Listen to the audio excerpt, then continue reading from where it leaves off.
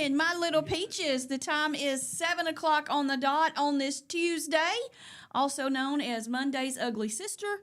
And it's yucky outside. It was yucky yesterday. I got rained on so much yesterday, and just when the sun would come out and I would think I didn't need my umbrella, guess what? Yes, I did. Good morning, Mr. Bill Smith. Hey, good morning, good morning, good morning. Bill is our friendly neighborhood bail bondsman, Family First Bail Bonds. And I asked him short notice yesterday because Andy, the big fat loser, is at the beach. He literally, pun intended, bailed on us. So I can't blame him there. Orange Beach is where he is. He called Baden yesterday and says, I can't be here tomorrow because, well, I'm in Orange Beach. Well, I'm lucky enough to get to be here. I mean, thank you. Because we missed you the last time. You got stuck At the jail, bailing somebody out. Somebody done did something wrong.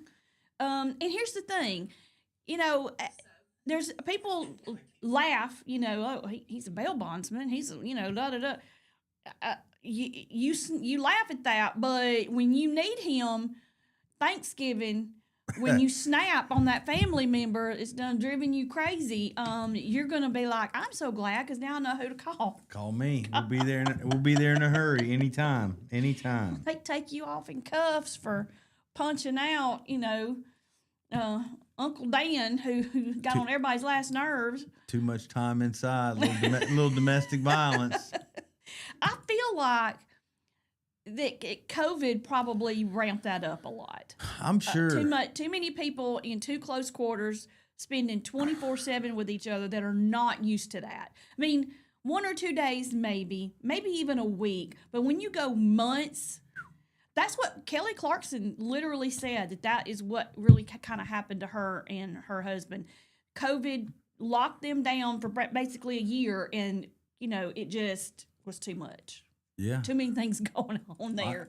The dynamic, the cracks began to form at that point. So, yeah.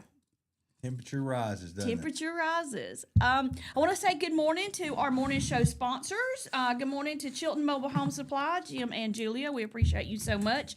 Also, the Dive Cajun Restaurant and the Voodoo Lounge. Be sure and check them out on Facebook. They have a new menu, new hours, and they have new daily specials. So you're going to want to go check those out. Thank you also to Julie Holderfield and Country Financial Insurance. Central Alabama Wellness, our friend Zena Carville. You will need to check her out on Saturdays from 10:30. Is it 10:30 to 11 or 10 to 11? 9 to 10. She has Empower Hour with Zena. So, ladies, you will definitely want to check that out. And our friends at Coca-Cola, Mike Baker is on vacation. He is probably sitting on his balcony sipping some coffee this morning, waiting to hear this. Ready? Hold up. 1, 2, 3. There you go. That's a good one. Yeah, that's 23 right flavors, there. Dr. Pepper. They only have this one over here. The Montgomery Dr. Pepper, not the Birmingham one. I'll tell you, Mr. Baker better be drinking Coca-Cola on vacation. I can guarantee you that he is drinking Coke and something, or something and Coke. Nothing wrong with Most likely, because it's vacation. Mimosas, that's all I can say. On my vacation, I'm mimosa. Also, thank you to our Chilton County Chamber of Commerce. Thank you to Rachel and Brandy. And we have partnered with them tonight in Jemison at the Jemison Town Hall in their event center. We will have a meet and greet for the candidates that are running for council and mayor of Jemison. That starts tonight at 6 o'clock. You can come there, meet and greet the candidates, talk to them a little bit, find out what their platform is, all that good stuff. They will come on a stage, introduce themselves. A couple of them will take some pre-selected questions. This is not a forum. It is not a debate. The questions are selected. They're kind of going to draw out of a hat. And those are the questions that they'll be asked. And then afterwards, if you want a follow-up answer, then you are welcome to meet with them. They're going to have tables set up. and just be kind of mingling around afterwards. So that starts at 6 o'clock. I encourage all of Jemison and the citizens there to come out and meet your candidates. Also, thank you to Larry Puckett Chevrolet. They have the largest pre-owned inventory in the area. So if you are in the market for a new or used vehicle, please go see our friends at Larry Puckett first. Also, Ken and Leela at Putter Up in Pelham. They are doing so good. They stay packed. He said things are wide open, just like I knew they would be, because that's a really cool thing to have. It's there at Campus 124. And they're kind of in an entertainment district. So while you are waiting for your reservation, you can patron some of the other businesses there and just have a fun all around day or evening. So you will definitely want to make your reservations because they stay pretty booked up. The chances of you sliding in unannounced with no reservation, you might have a long wait ahead of you. So my advice would be to go ahead and go online and reserve your spots. Also, thank you to Jake and his team at Save More. He is getting ready for his truckload sale, which is towards the end of the month for Labor Day. It's like the week before Labor Day is when he's going to do that. Download their app.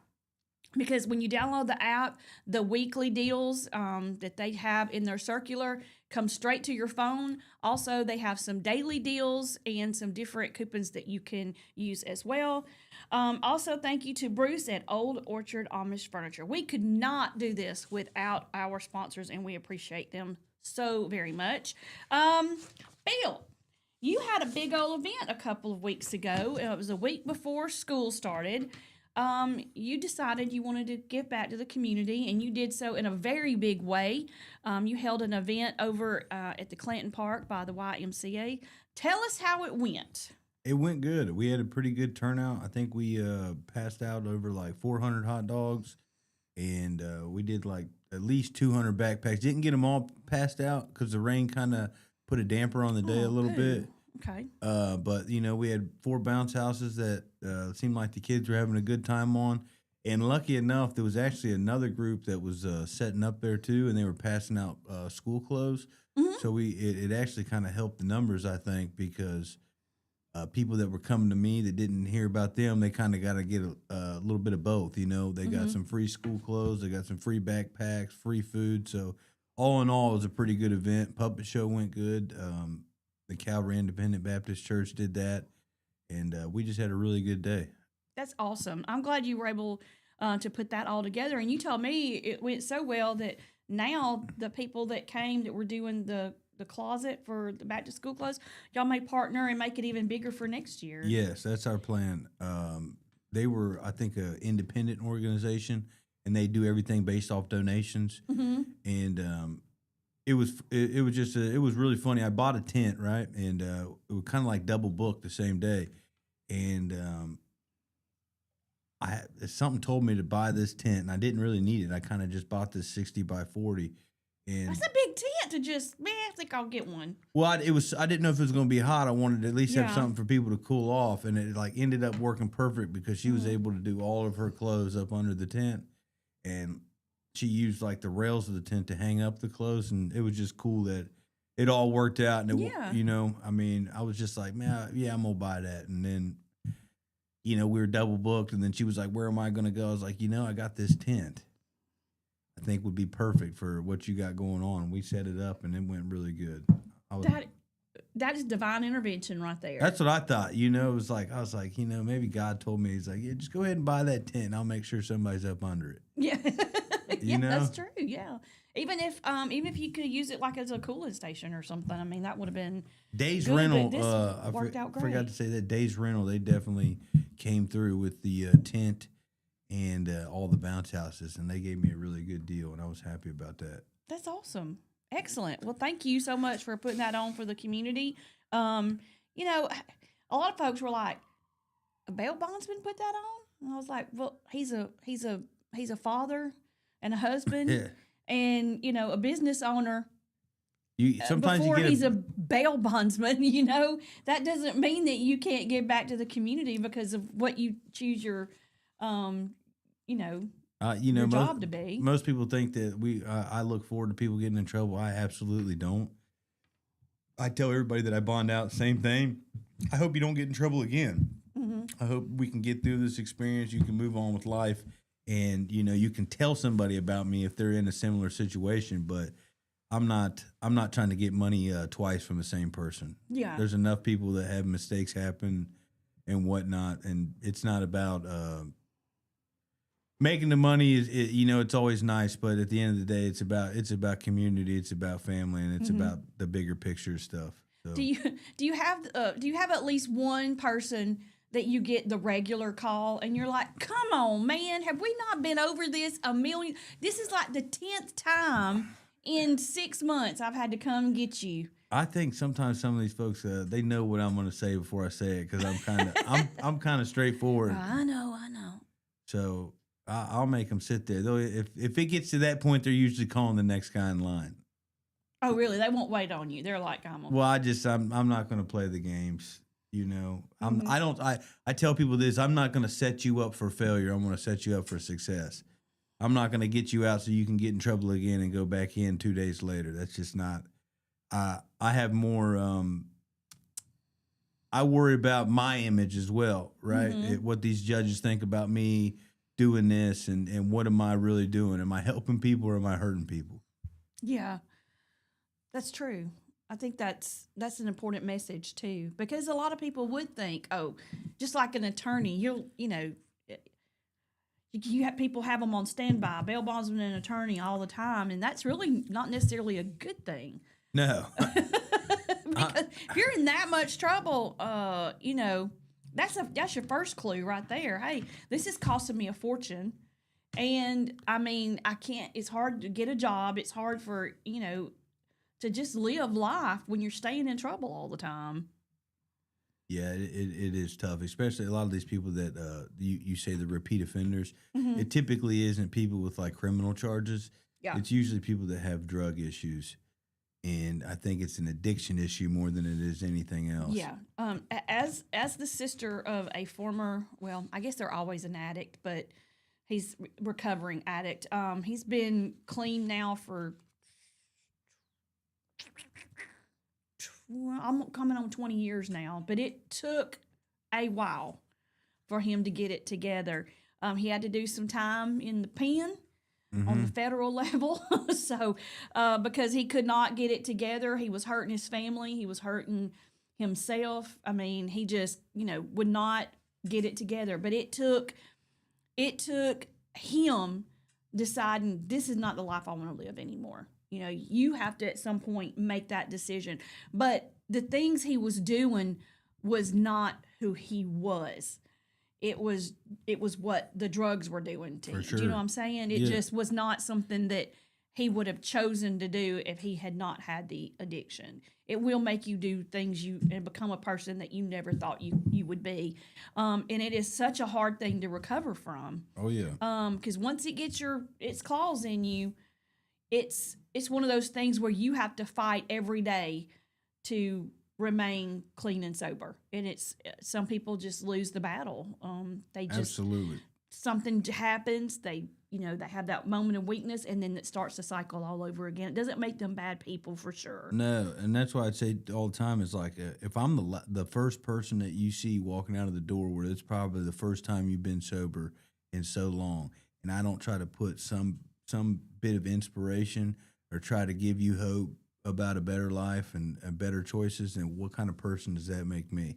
Right. If I just take your money, kick you out the door, and sit you right back up for failure, like, a lot of these people, you tell them you love them, and that, there is a chance they'll break down, and some may fail again, but, some I think it actually sticks to them. I try to help them find rehab, and Surrendered Ministries got this new app that they're in a website that they're putting out where people can find some of these resources in the community.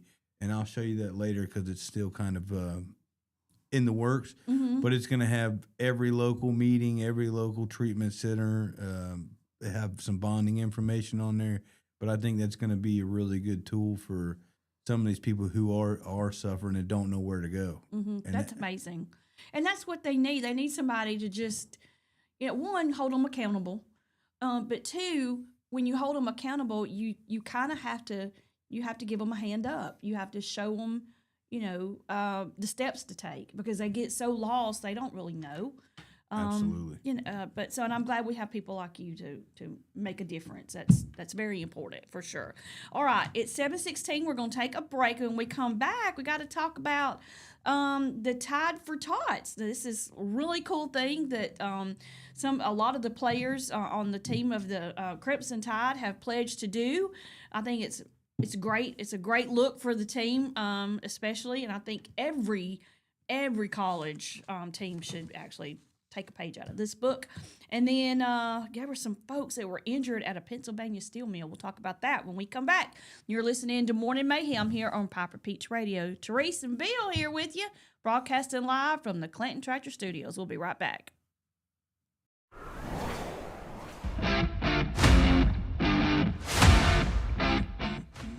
Chilton Mobile Home Parts and Supply is your go-to destination for top quality mobile home parts and supplies in Clanton, Alabama.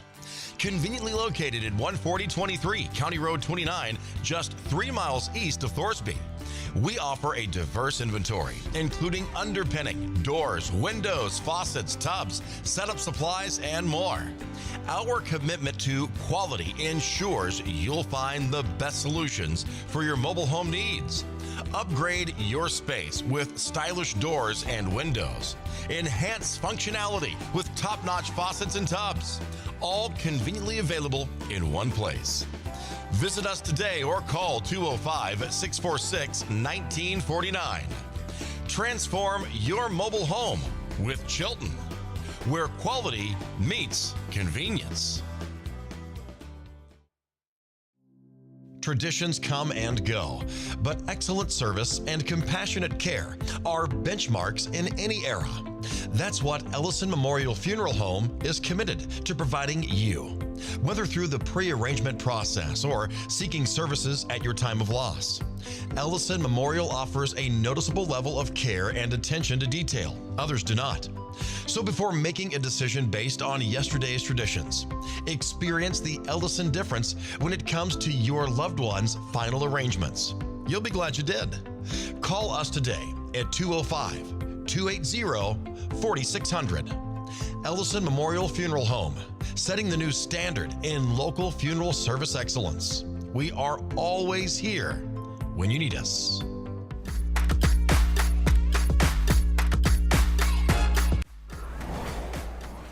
We are back. The time is 7:18. You're listening to Morning Mayhem here on Piper Peach Radio.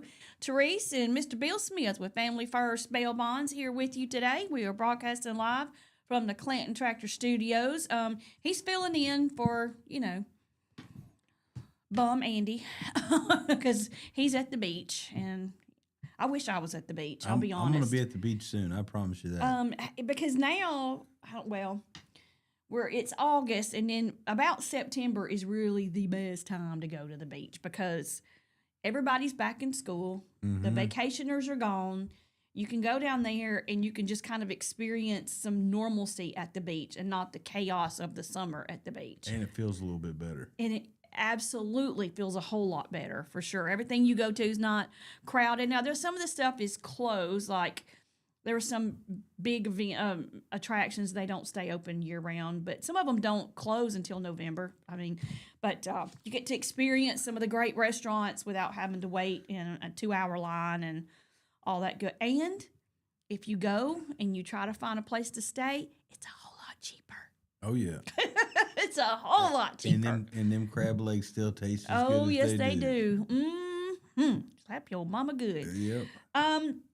So the Crimson Tide, the Alabama football team, has pledged NIL earnings to fund a new children's hospital. It says, in a landmark move that transcends the world of college sports, the entire University of Alabama football team announced that they have collectively pledged a significant portion of their 2025 name, image, and likeness earnings to fund a new state-of-the-art children's hospital in Tuscaloosa. That's awesome. That is awesome. That's the kind of stuff you want to see. I want to see some regulations put on the NIL.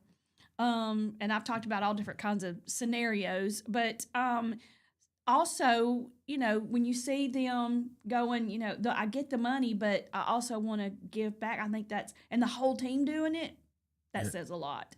Now, my friend Jamie Curley, he's not a fan of DeBoer at all.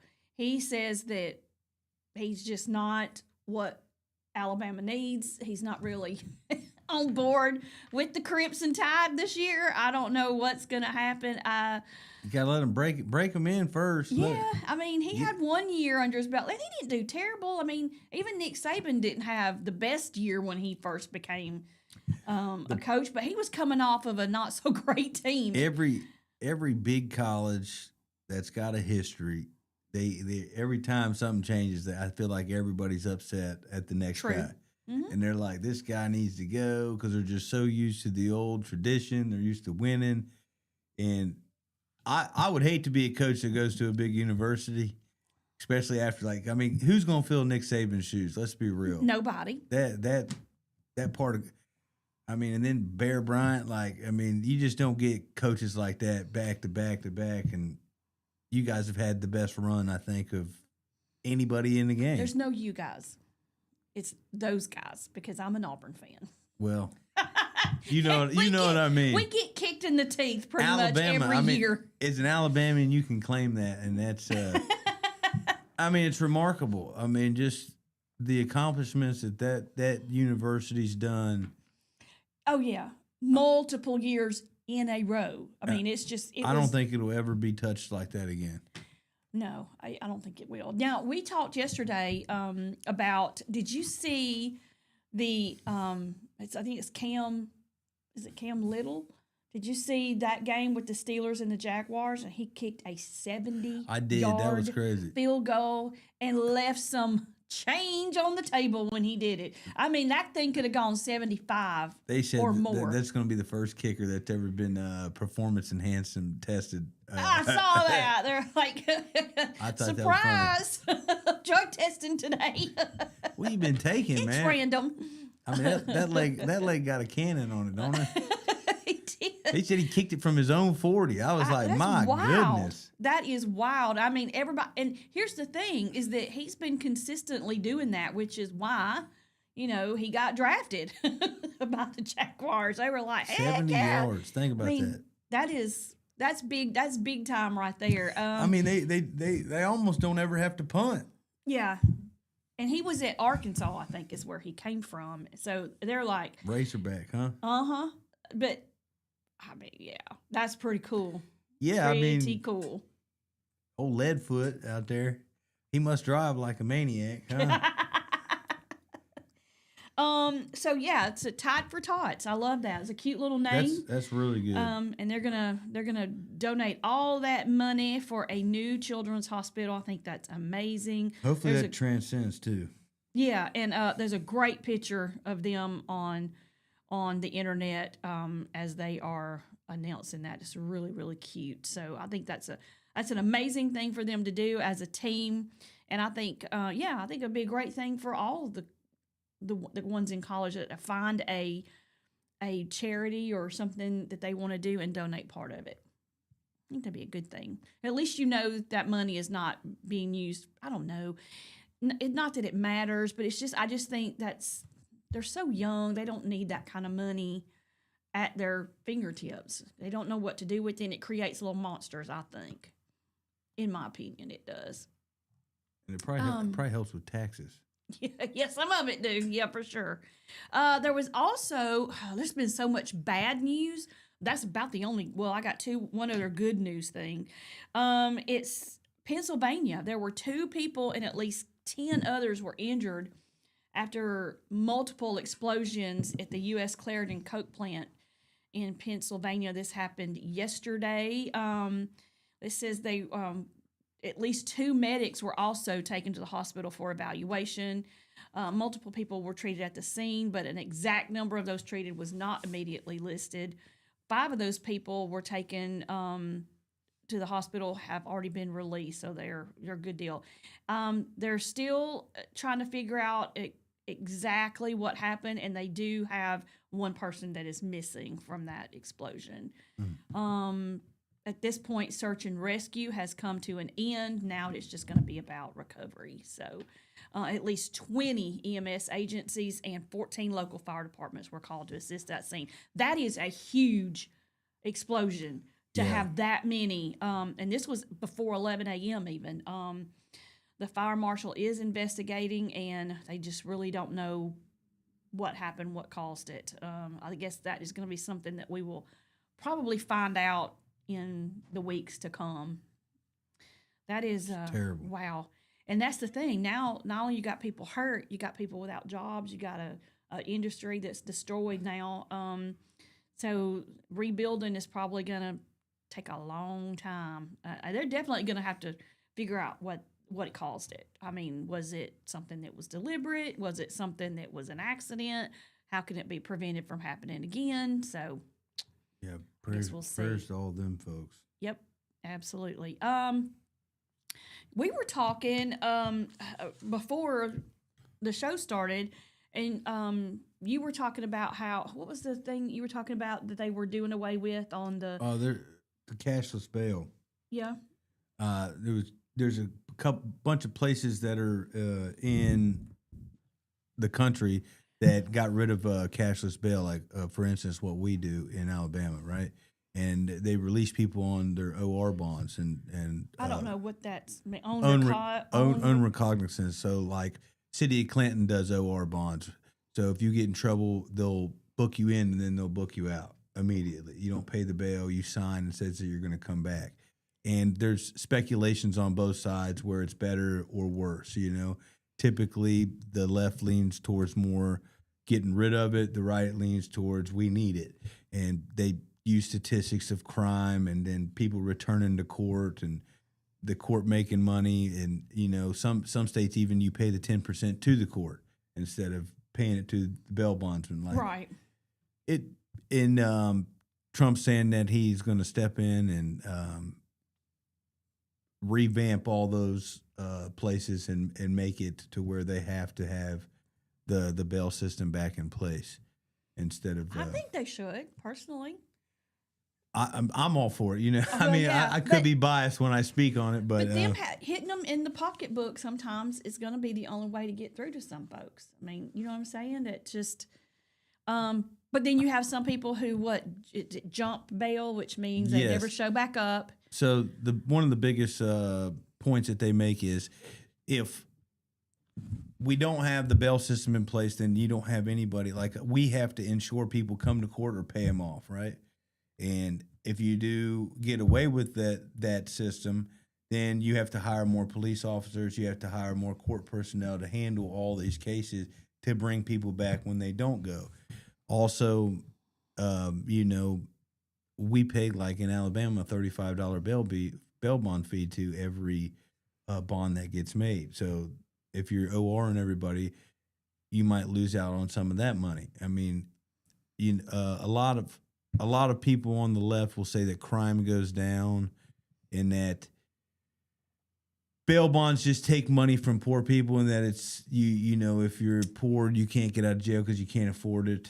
And there's speculations of both sides. I think. I mean, I do kind of see that, but at the same time, I mean, sometimes your situation is of your own making.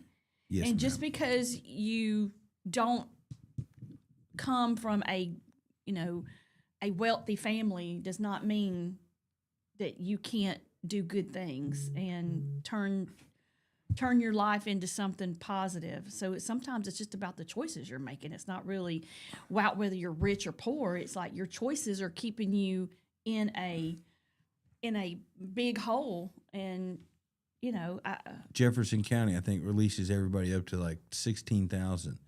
But there was a case a couple years ago in New York City where there was like a couple murder suspects, I believe, that got off on OR bonds, got out, and everybody was super upset, and then they reoffended, and it's just when people are on bond with me, they check in with me. I'm up to date with them. I'm tracking their court cases, and I'm ensuring that they get to court. When you just release somebody on an OR bond, who's filling that void gap? Nobody. So that's what I'm saying. There's got to be, with anything, I believe that there's positives and negatives. Yep, I agree. All right, it's 7:30. We're going to take a quick break, and when we come back, we're going to talk about there is a young lady from Tennessee who is on the On Patrol Live Nation, and she's going to be competing in a pageant. So we're going to talk about that when we come back, as well as a lawmaker is busted for shoplifting again. So y'all stay with us. We'll be right back. You're listening to Morning Mayhem with Teresa and Bill, brought to you by the Clanton Tractor Studios. We'll be right back.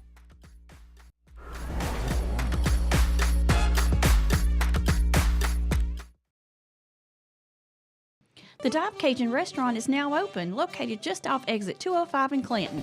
The Dive Cajun Restaurant has a family atmosphere and a menu that offers the best Cajun food around, with plenty of options to choose from that's full of flavor. Fried alligator, gumbo, shrimp and grits, crawfish fettuccine, jambalaya, steaks, burgers, salad, and more. Open 7 days a week to serve you. Like us on Facebook for hours and menu. Serving up that Bayou goodness at the Dive Cajun Restaurant in Clanton. Need reliable towing or diesel repair? Mem's Wrecker and Heavy Duty Diesel Repair has you covered. We specialize in light and heavy duty towing and recovery with the latest equipment for any job, from campers and tractor trailers to winch box recoveries, and the only local-based rotator in the county. We do it all. Our diesel repair services include computer diagnostics, engine rebuilds, transmission and clutch work, and general maintenance. Trust Mem's Wrecker and Heavy Duty Diesel Repair for top-notch service. Call us at 205-217-1984.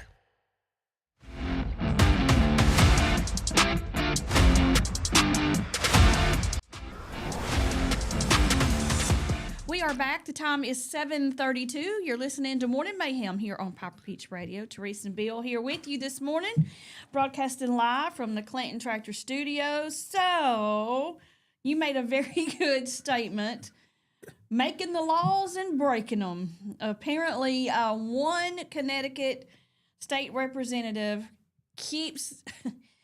targets apparently his favorite place to shoplift from. He's shopping, but he's lifting when he's doing it. He's been caught several times doing this. Oh, 5-finger discount. Oh, yeah. He once again, from stealing a Target location for the second time just in the summertime. His name is Rajib Ali Brennan.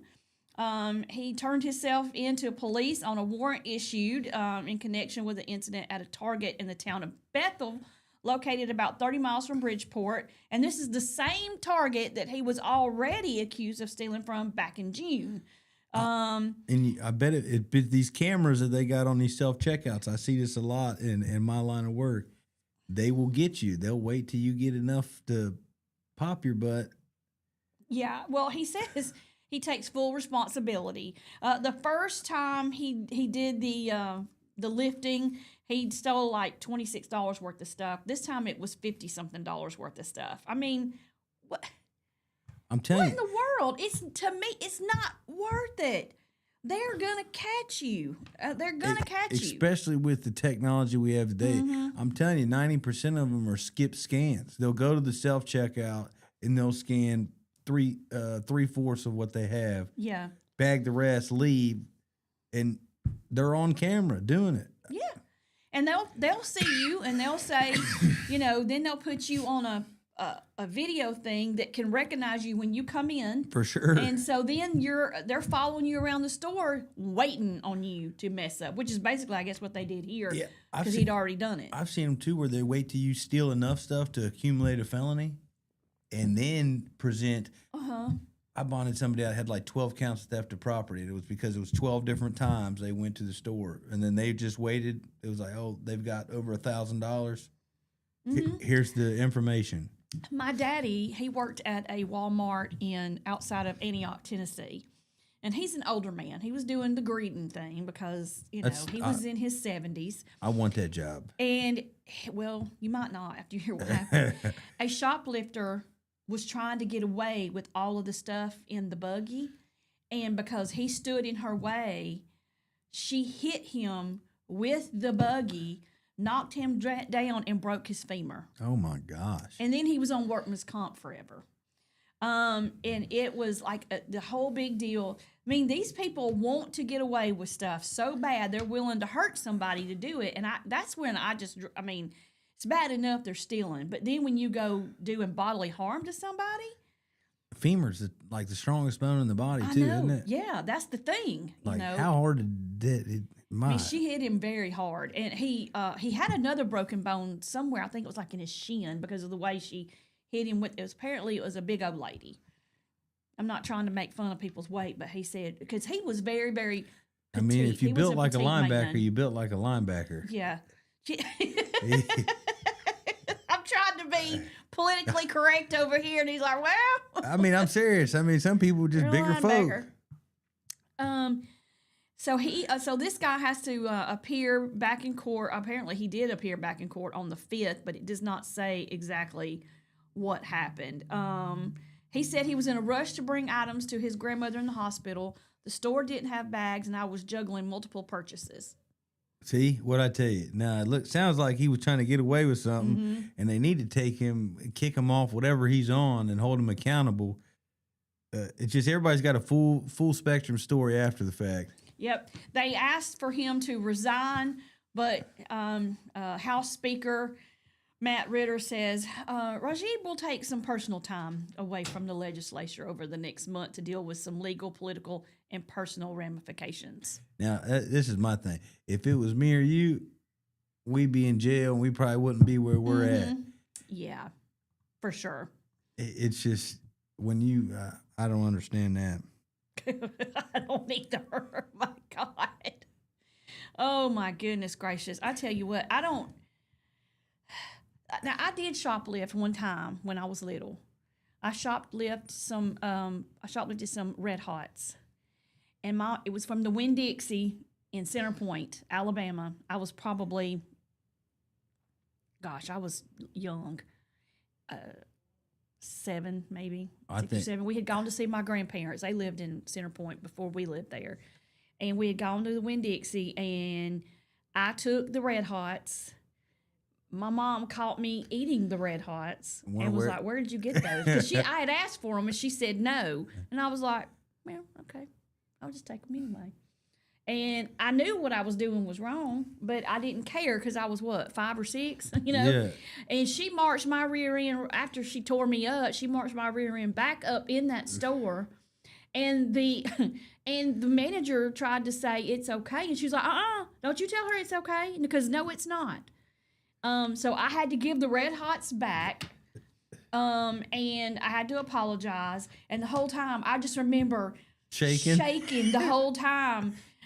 Because my mom said, you're lucky that they may arrest you. And then I was like, boo-hooing because I'm thinking at 6, I'm going to the big house, Oh, and yeah. they're going to throw me in the pen. Because I saw shows where what the jail looked like, and I was not about that life at all. Scared straight? I was scared straight. I never did it again.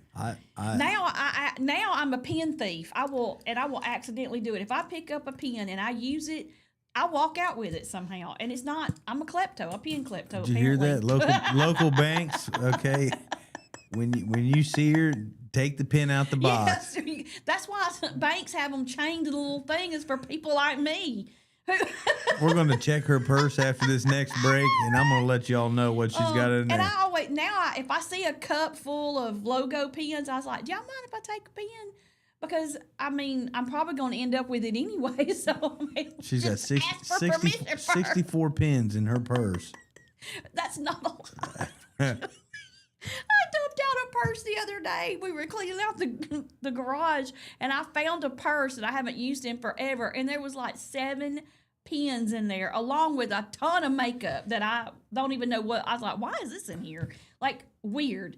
But there were like 7 pens, and I was like, well, now we have pens for the house. And, who knows where they came from? Any number of places, probably. All right, I'm going to say good morning to some folks. Good morning to our field reporter, Ricky Grayman. He always sends me stuff to talk about in the mornings, and I'm grateful to him. To my pumpkin, Auburn. She's. Are you working today, Pumpkin? It's kind of rainy out. My friend Keisha Guthrie. Oh my gosh. Goodness gracious, girl. Thank you for listening. She and I went to high school together. That's fantastic. I appreciate you listening this morning. Also, I thought I saw Vicky. I did, Miss Vicky Mosley. Thank you for watching and listening. I appreciate it very much. Hope we're entertaining you at least a little. We're trying. Hey, we're trying. I mean, it's a tough gig, but somebody's got to do it. I saw where a lady who is on it's called On Patrol Live Nation, which is just a spin-off of Live PD, basically. I think I've seen that. Kirsten Zagman, she is on the show. She is a sheriff's deputy, and she is also competing in the Mrs. Tennessee America pageant. And when you see her picture, you'll see why. She is drop dead gorgeous. I mean, an absolute beauty. But she does say this, and I'm going to read out her statement because this is what her platform is for the pageant. It says, we're just a couple of days out from the Miss Tennessee America pageant, and I'm giving this everything I've got. I know I've asked before, and I truly hate to keep asking, but this really matters to me. I want to take this home for every law enforcement officer who shows up day in and day out without recognition. This isn't just about a crown. It's about using this platform to shine a light on first responder mental health through the Take My Hand Foundation. That mission is personal for me and something I believe in with my whole heart. The People's Choice vote is tight, and every single vote counts. It's $1 per vote, and if you're able to donate even just a little, I'd be beyond grateful. And then she's got the link in her bio. Again, that is Kirsten Zagman, Kirsten, Kirsten, not Kristen, Zagman, Zagman. So wishing her the best of luck, especially because of her platform. Because you're a former military. And while that's not law enforcement per se, you still have to deal with same types of scenarios and things in the military. And I think mental health in those types of situations is something that we just don't give enough recognition to, because I've said a million times that our men and women in the military, they see things sometimes, especially if you've been deployed, that our brain as a civilian could never comprehend. And then you've got to keep all that in your head, and then you've got to come back home after a certain amount of time, and then you're just tossed back into society, and it's almost like a pat on the head and good luck to you. And I'm not a big fan of that. And I know that things have gotten better, especially with the VA, because it was under such fire and scrutiny, because, I mean, people were years trying to get treatment because of all the red tape and stuff like that. I just think they need to make it a little easier for these men and women to get the help they need, whether it's medical, whether it's mental health, whatever it is. And, you've got places like Bonfire that help for men and women coming home from the military. There's places like, Dovetail Landing that is actually a community for men and women who are coming back out of the military and need to get readjusted to civilian life. And the whole plan for that place, it's in Lincoln, is to have a whole where you not only have housing, you have activities, you have access to medical care, you have access to helping you get a job. Everything you need is going to be right there in one facility. And Lincoln actually donated that land. It's so many thousands of acres to help build, the facility as large as they need it. You've got another place that's in Pell City called the Houston Project. Her son was in Talladega Nights. He was also in the military, and he came home and committed suicide. And it was they said it was a PTSD type thing. And there's so much of it. And I guess, being in the military yourself, how hard is that? I mean, for you to come back, and were you deployed at all? I wasn't deployed. Okay. So, but you probably have friends and yeah, it's just a different lifestyle. I mean, everything about it's just a different lifestyle. The respect factor to the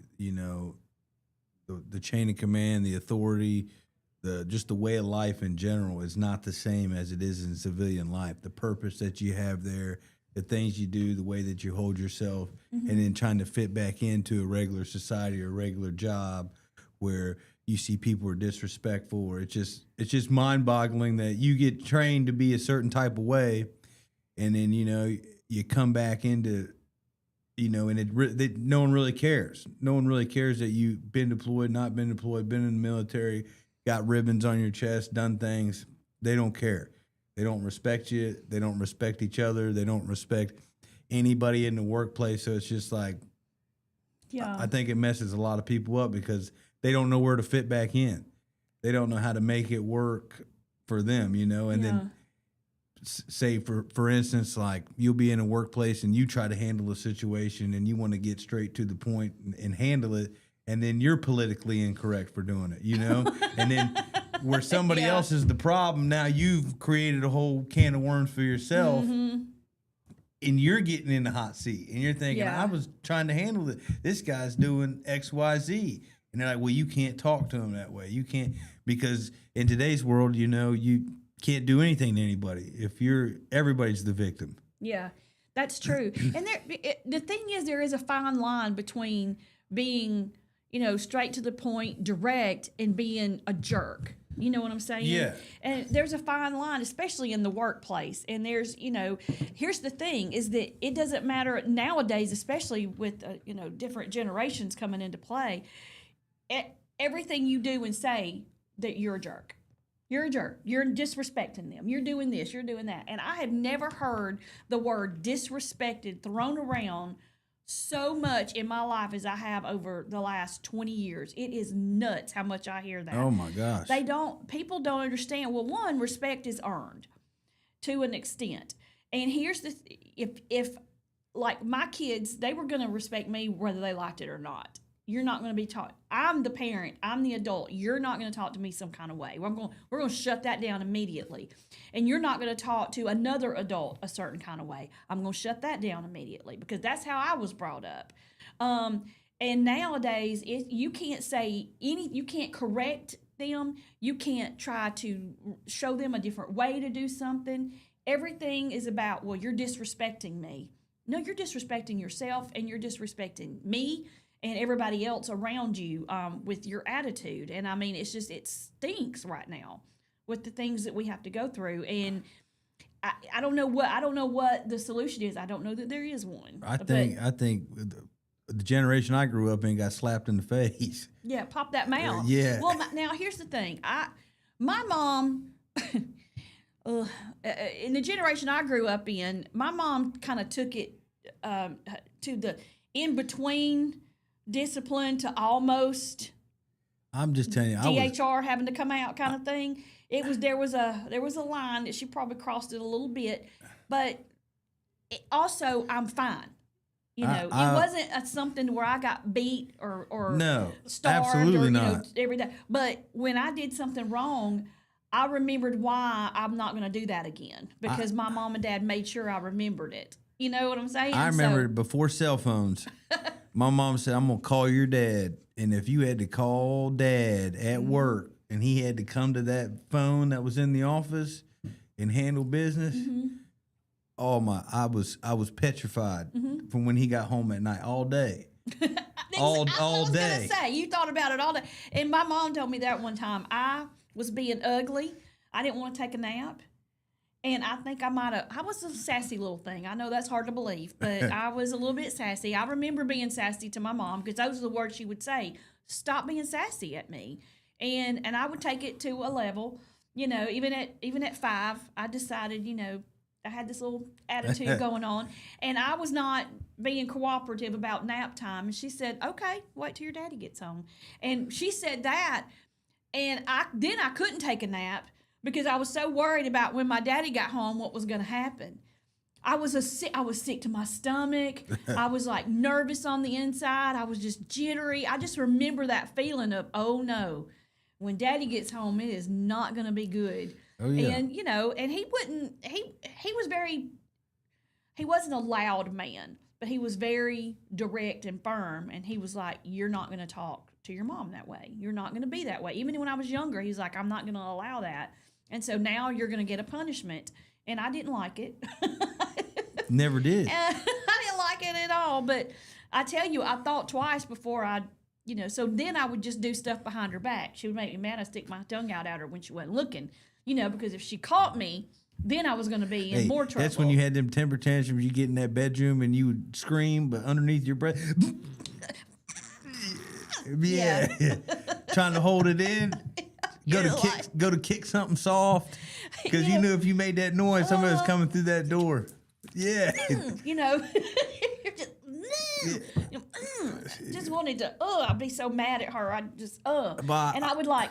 I hope a bus comes out of nowhere and just hits the house and takes her with it. I mean, I would just think some of the most wild stuff in my head. And then after I calmed down, I was like, oh.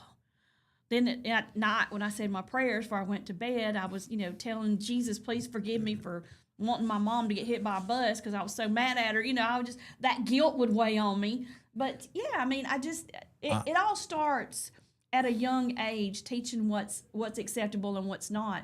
And some of these parents are just not teaching their kids. They're just not. I deserved every butt whooping I ever got. I promise you that. And I slipped away from a few that I probably should have got. So I think we all did. It all equaled out. And I remember you could. I'm gonna call the cops on you. My dad would be like, "Call them. You ain't gonna be here when they get here." Yeah, my son told me that. He said, if you, he called it hit. If you hit me, which I was gonna pop his butt. If you hit me, I'm gonna call 911. I said, well, you better get to dialing because you're gonna need them by the time they get here. If you start dialing that number, you're gonna need them. We're gonna make sure you remember why they're here. I did that as a kid. My dad had a buddy that was on the police force. He called him out there, and he came out there. And he goes, you giving your dad lip? And I'm like, no, sir. And he goes, because if you do, he goes, I'm going to watch him whoop you. He goes, and next time I'm going to take you to jail. That was it for me. I was like, that backfired. Straighten up. Straighten up. Yeah, I know that I got away with some. But now I did no spank just meant my no. kids, No meant no. I didn't spank my kids. I also spanked my kids in a punishment to fit the crime. And then after a certain age, I was like, spankings are not effective. I'm not going to use that anymore. So then I started using the no, you're not going to go somewhere. No, you're not getting the gadget. You're not getting, whatever. No, You're not having to spend the night company. I'm taking the TV away. Whatever it was that I could do. Those were the ways I punished, and I told them, after I punished them, I'd say, do you understand why I'm doing what I'm doing? I mean, I want you to tell me. I want to make sure you know why you're getting in trouble, and I would make them tell it back to me, and then I'd be exactly, you cannot do that. Whatever XYZ offense you just made is not acceptable. My whole family was in the Marine Corps. Okay, so my dad. Really? Yeah. Your whole family? Oh wow. Okay. My dad, his brother, my grandpa, and if they weren't in the Marine Corps, they were in the Army. My dad, I remember I slammed the door one time. My dad took the door off the hinges. You won't be slamming that door no more. He goes, you don't have a door, Like you say, get rid of the gadgets. He'd take the TV, whatever I had in that room, it'd be gone. Have you seen the thing where the guy comes in the room where his daughter is, and he said, I thought I told you to clean your room. I thought I told you I was playing my game. And he takes a bat to the TV. Yeah. And she's screaming bloody murder. And he goes, now. He throws the bat down, clean your room. Because she didn't have a TV to watch anymore. And I have laughed over that so far because she's like scrambling up off that bed like, oh my God. But he beat that TV to death and there was no more TV. I just feel like no went a lot farther than it does today. Yeah, true. It does. When they told you knew it was going to happen. Like, you keep running that mouth, somebody's about to light it up in here. Yeah. My daughter just said, I never make faces behind your back. Baby, I have eyes in the back of my head. Trust me, when I know that you did, and I probably know every single one of them you made too. So, good morning to Laura. Thank you for watching and listening. All right, we're going to take a quick break. We're running a little bit late, and when we come back, we got to talk about. I hate talking about politics, I really do, but there's some stuff we got to talk about. We got to talk about a former mega church pastor who talks about Trump supporters, and we have to talk about what's possibly could happen in Washington if Trump gets his way. So we'll talk about that when we come back. You're listening to Morning Mayhem here on Piper Peach Radio. Teresa Bill here with you, broadcasting live from the Clayton Tractor Studios. We'll be right back. Stay with us.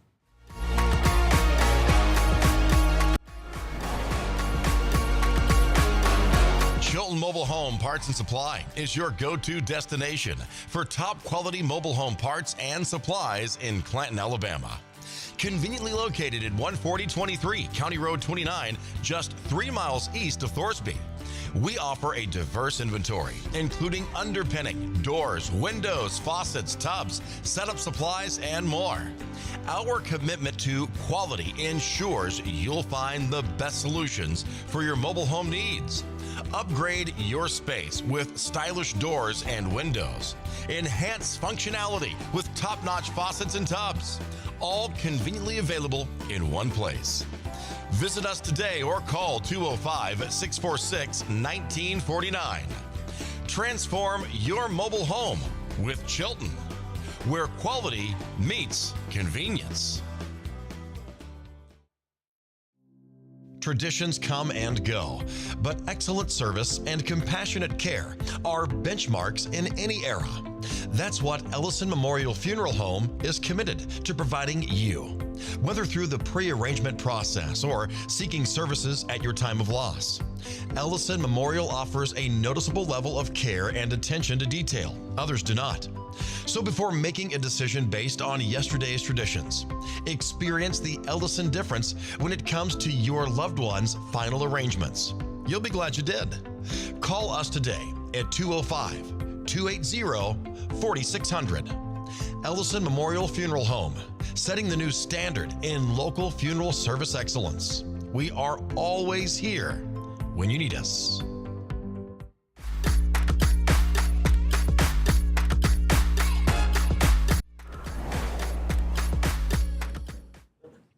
We are back. The time is 7:57. You're listening to Morning Mayhem here on Piper Peach Radio. Teresa and Bill broadcasting live from the Clanton Tractor Studios. Sounds like the rain's Is coming. that rain? That's it. Wow. Normally I cannot hear that. I would not be able to hear rain. That is some loud rain if I can hear it. All them people that are cremated that was down here, God's just trying to cool them all. Is that what it was? Trying They to got preserve cremated them. down below. They're taking up residence in the devil's hometown. So yeah. You remember when you said all them people that haven't been to Alabama, the weather's so hot that it's like they're getting cremated? Yes.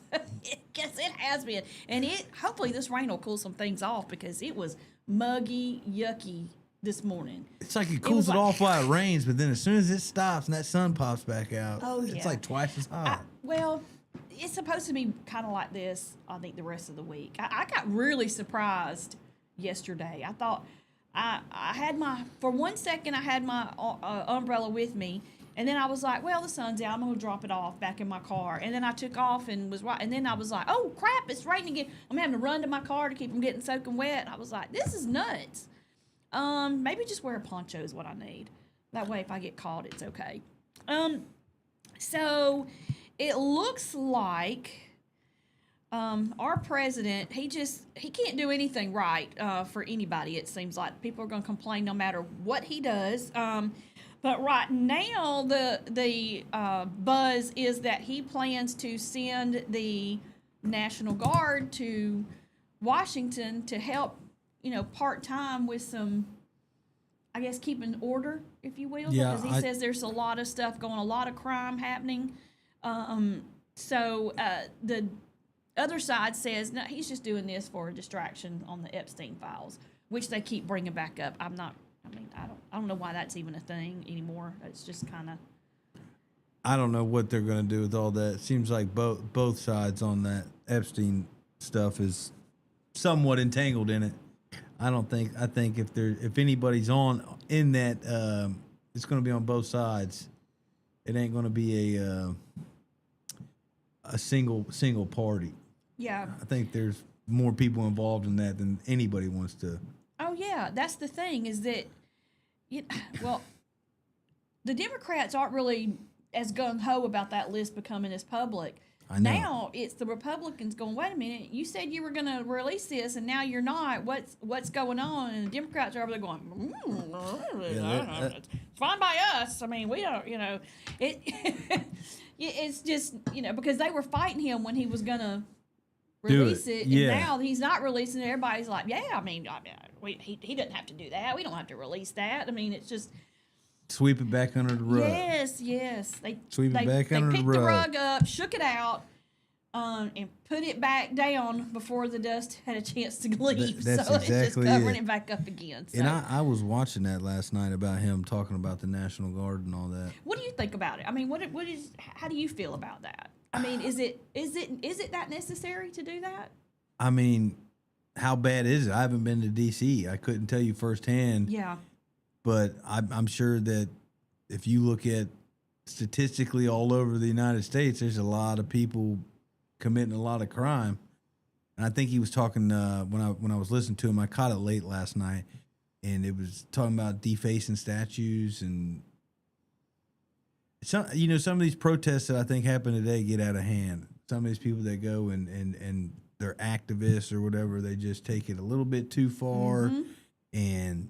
Well, and here's the thing: is the activists and the people who are doing the protesting, they think that whatever action they decide to take is okay because they're offended about something or because it's their cause and they're fighting for whatever cause that they've come up with that day. And so whatever actions they take, it's because they're just fighting for their cause, and it's okay. We can beat up people. We can do whatever we want because we can knock the windows out and rob this store. I actually saw, and I don't know how long ago this was, but it was during one of the, I guess, the riots or whatever, a Target got busted into. And the people were, you know how you use the self-checkout? Yeah. There's money in that because you have to get cash back and stuff. They were banging on that, trying to tear it open so I could get all the money out of it. They had completely looted this thing. People were wearing black masks and hoodies, and you couldn't see who they were. They were taking that whole place was demolished. I mean, they were just taking stuff and just breaking anything and everything they could. They were just tearing it up. California switched their law to where shoplifting wasn't it was just like a ticketable offense. And then I don't know if you saw Amazon and a bunch of companies had trouble shipping stuff in because people would just break into the train cars and just walk off or walk into a store, walk out with TVs. Mm-hmm. And they just really couldn't, there was just nothing they could do. And when I heard Trump talking yesterday, he was talking, one thing he was talking about was, I remember he was saying somebody was on fentanyl nodding out, and it was around, I think, it was somewhere on a park bench where there was families around and stuff. And he was like, that's just unacceptable, especially at our nation's capital. And one of the phrases that I did hear him say is, if the restaurant's front door's dirty, he goes, the kitchen's dirty. And he said, if the Capitol's dirty, he goes, the country's dirty. And he goes, and we're going to clean it up. Mm-hmm. He said, we're not going to, and I can't disagree with him on that statement. I mean. Yeah. Well, and here's the thing. He said, this is what he says. Our capital has been overtaken, our capital city has been overtaken by violent gangs, bloodthirsty criminals, roving mobs of wild youth, drugged out maniacs, and homeless people. And I think when you say homeless people, their bleeding hearts come out then. They're like, well, they're homeless. They can't help their circumstances. I mean, why are you wanting to move them? Where are they going to go? What are they going to do? And I think that's where, but right now they say that the violent crime is at a 30-year low, according to the Justice Department data. Now, I mean, I don't know. There's no way that can be true. Look at this, though. There's a lot of places that have homeless people that the cities will actually pay their tickets to go to other cities to get them out of their city, one-way tickets. I think there was one time California sent a bunch of people to Hawaii, or they'll send them, they'll buy them tickets to get out of there. It's not like they're not really fixing the problem. They're just relocating them. Mm-hmm. And most of these people are just, addiction. I'll go back to addiction. Mm-hmm. That's what a lot of the homeless people are, people who are addicted. And because the families are like, you're not going to stay here and do this. They couch surf for a while, and then the people that they're couch surfing would get sick of it, and then they end up Just like homeless. I worked in sewers a lot of years, right? And Yeah. I repaired pipes. I had to crawl down a lot of pipes, like storm pipes, and fix them. And I'll tell you, like Atlanta was one place that I never felt safe crawling a pipe because there was so many hypodermic needles in there Oh, I can get that. I totally get that. everywhere. And like they would want me to do it. And I'm like, you need to pay me extra money because not only am I worried about oxygen levels and gas levels in this pipe, I'm worried about getting stuck with a hypodermic needle and then getting a Yeah. life-ending disease or Because something. there was probably only a limit to the protective stuff you could wear at that point too. Yeah, I because of mean the type of work you're doing. rubber Yeah. stuff. Like, and I just remember like it's that bad. Like you'd be sitting on the ground, and there's needles and there's stuff, and it's because if you look, they decriminalize some of those laws. They let people go rogue with some of the stuff they do. Now, I tell you what, you don't see very many people publicly doing drugs in Clanton. True. I mean, they might do it in here. I'm not saying it doesn't happen, but it's not publicly. Yeah. If you go to some of these bigger cities, it's public. You see people acting crazy, flailing around. You see, Well, yeah, and I was watching, not sure which one. I don't know if it was Cops or Live PD, but, you know, people were just all over the sidewalk, you know, laid out like that. They look dead. yeah, And the police are like, hey, man, you okay? And they don't know where they are, what they're doing. Skid Row, California. Yeah. You heard of that? Look at that up. It's like the worst road for drugs and stuff in California, and it's like homeless. I was stationed out in California for a while too, and like San Diego, they got like a tent city where like the whole imagine 7th Street North is just tents. You can't even drive down it, Yeah. and people just living out of boxes. And then most of these homeless shelters, you can go in there and they kick you out after you got to be there by 7 in the morning or out by 7 in the morning, be back by 7 at night. They only got 100 beds, and then people are just roaming and walking. Go down to Montgomery and look where the Capitol is. There's people congregated everywhere. And, I feel for them all, but at the same time, it's just there's a lot of actions that they do that I don't, Right. appreciate. Like, Exactly. Yeah, and, what's the answer? probably more mental health facilities and stuff that's state funded that, not everybody should get picked up and go to jail in some of those situations. Pick those up, I try agree. to get them into detox, get them some actual help to get them off that. Because what do? They put them in jail. They stay there 3 days. They get released after so long on a written court order, and then they're back doing the same thing. Exactly. Did you see? Ricky sent this to me. I gotta find it. But it was a tow truck was on a racetrack. I'm trying to figure out where it's. It was at Full Throttle Motor Speedway, and he took a wrong turn, and oh my goodness, it was not good. It was bad for him. Let me find it here. Is he all right? I don't know if he's all right, but Was that the race that was Saturday? I think so. Let's see. He sent it to me, and he sends me so much stuff. Now I'm having to scroll. Where did you send that to me, Ricky? Oh, I think he emailed it or texted it to me last night. Oh yeah, here it is. A tow truck takes a wrong turn, collides with a car on the racetrack at Full Throttle Motor Speedway. This was in Varney, Ontario, and the wrong turn ended up being a disaster. As the Bone Stocks race was underway, a tow truck wandered onto the racetrack. As the race was going on, this was not a caution. That turned out to be a problem, and one driver slammed into the side of the tow truck. You're like, what in the world? They don't know where the tow truck was headed. They're not sure. They don't know if he was trying to get on the infield. But it was like, there's a race going on. Why in the world did he think he could make it? I don't know. It's just, this is not bumper cars out here or crash derby, but he made it that way. Let's see. It doesn't really say any more else about that. Other than it was just, it shows the tow truck, it shows it happening, and the car is all crunched up. If I was running that race and a tow truck caused me to wreck and knock me out of the race, I would lose my mind. I would come out of there acting a fool, a whole fool. I'm not even kidding. Do they have insurance?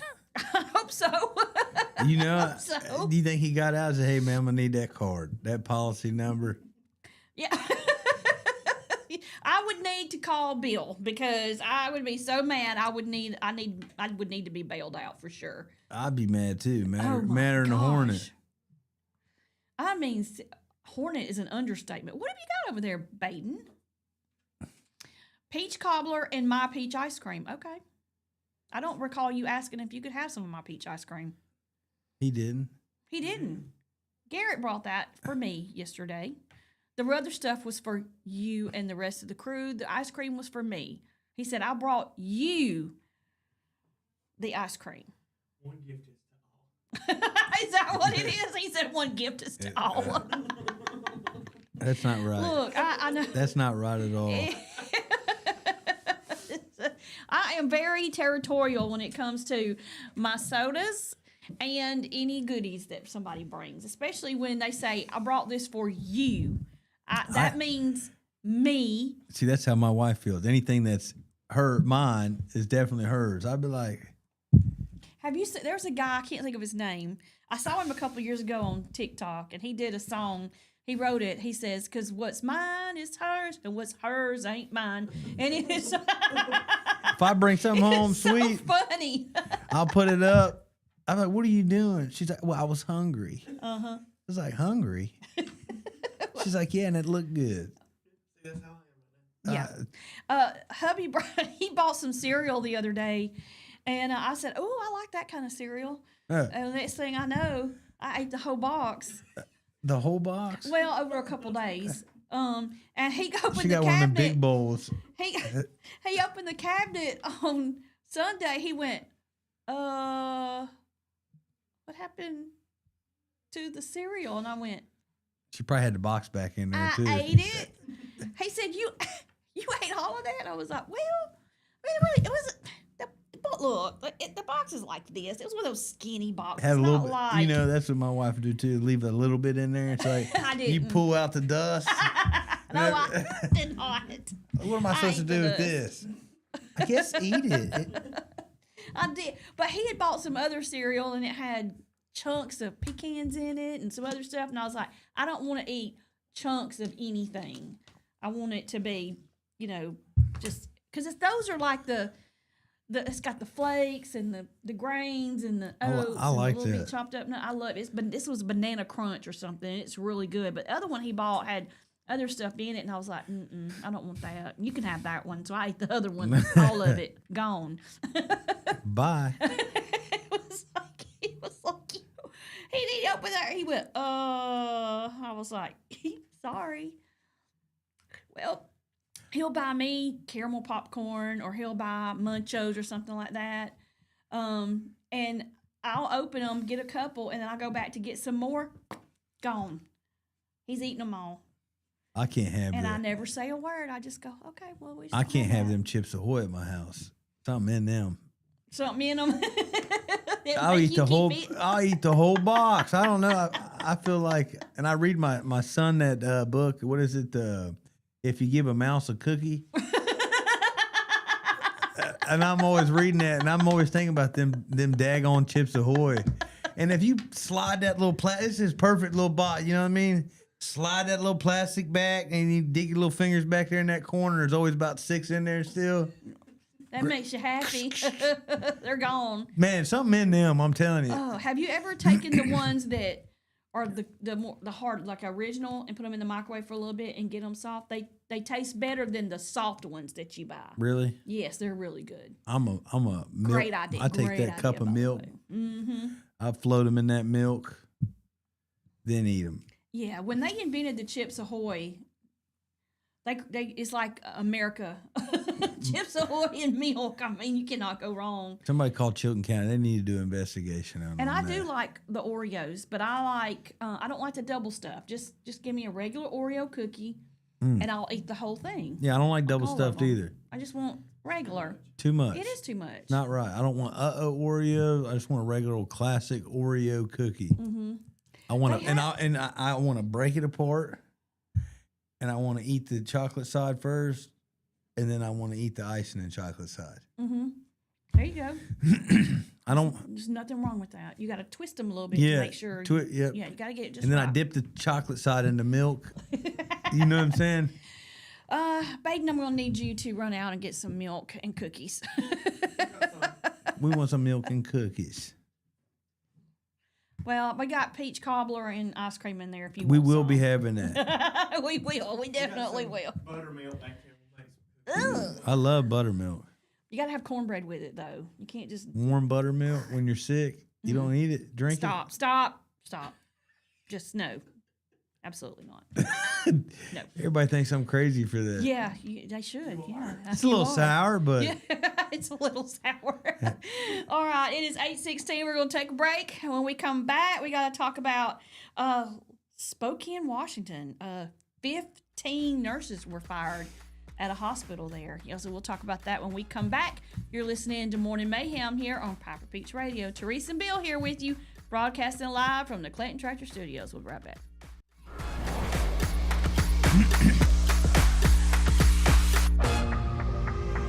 Some family traditions begin with an ending. Lasting family legacies are established at Martin Funeral Home, where for over 100 years, we have served the families in our community.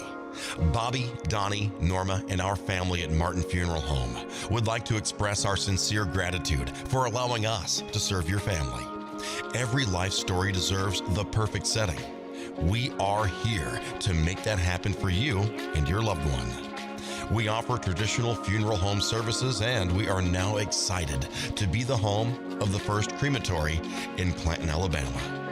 Our goal is to serve our families no matter what their needs are. Martin Funeral Home, serving Chilton County since 1921.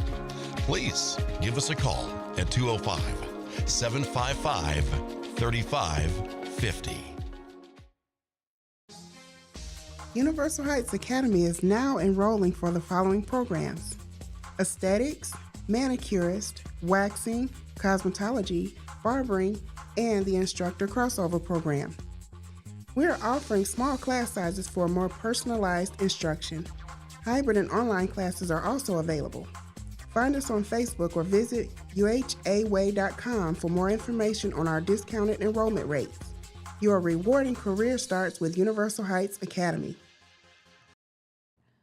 Curvy Girls Boutique, created by a plus-size woman for plus-size women. We offer cute, comfortable, and affordable clothing in sizes 1X to 4X, including dresses, sets, swimsuits, jewelry, bags, and more.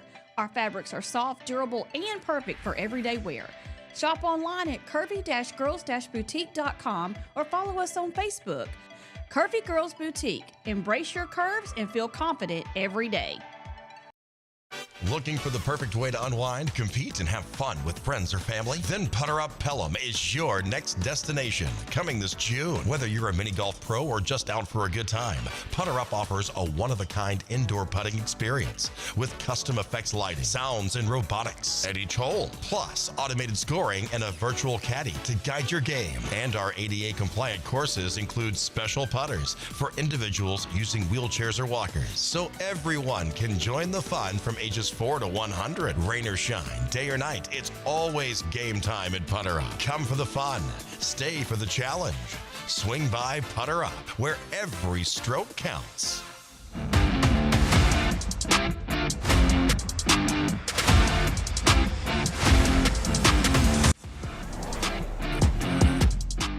We are back. The time is 8:19. You're listening to Morning Mayhem here on Piper Peach Radio. Teresa and Bill here with you this morning, broadcasting live from the Clanton Tractor Studios. So, Spokane, Washington, there is a state children's hospital where 15 nurses have been fired after a 12-year-old girl died by suicide at the facility where she was advised to have 24-hour supervision.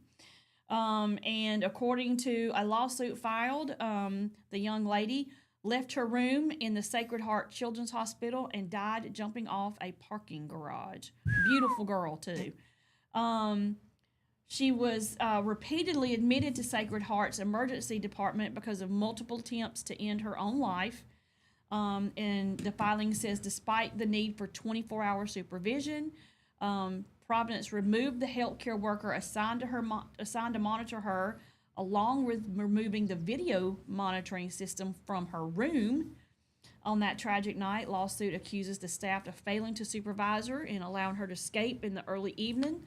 And so 15 nurses have been fired, and one nurse was disciplined after being questioned over how Sarah was able to leave her room undetected. The nurses have filed a grievance, and that's a process that could take absolutely forever.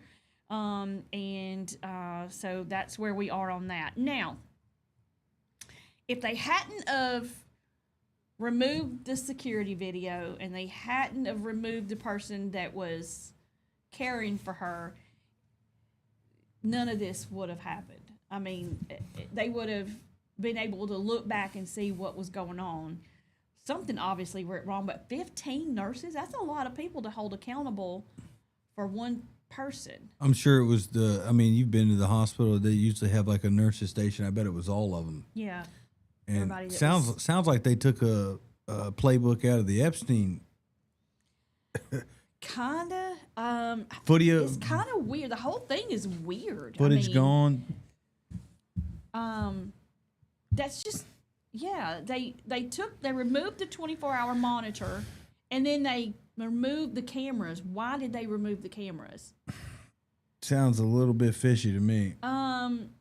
Something's up. Something happened. I think one of the nurses might have done something to her. Must have.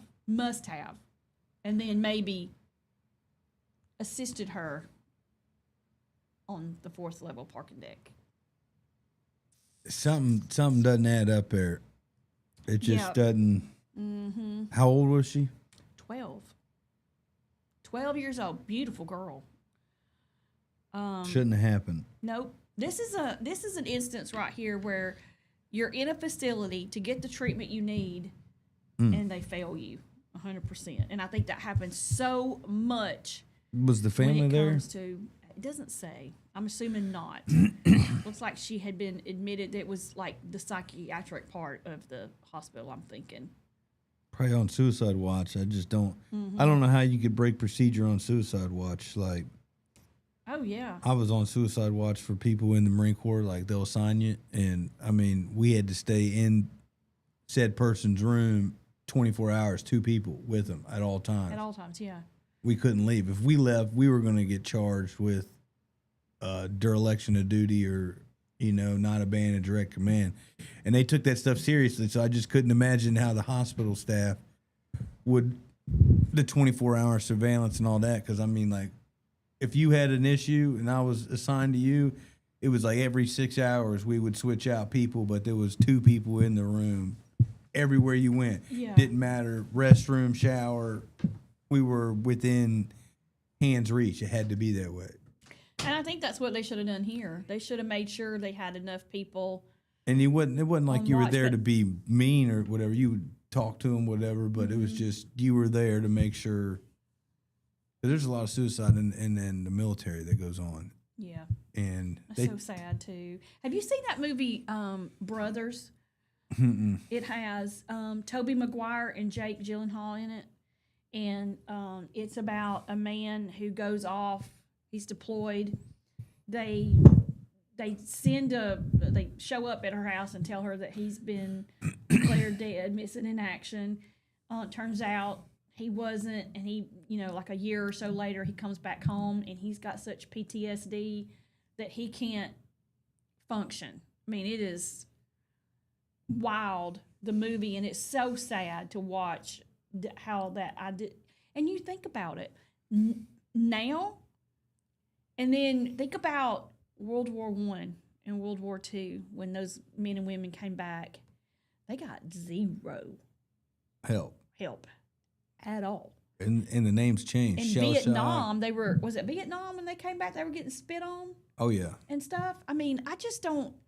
Which I cannot fathom that. there is something so, And Korea's the forgotten war. yeah. I mean, it's just so, I don't even know that we've had a lot of wars that I didn't even know. I didn't know there was, oh gosh, it was called something about the pigs war. The Bay of Pigs. Bay of Pigs. I had never even. I guess I skipped that part in history when I was supposed to be paying attention. I didn't remember ever hearing that.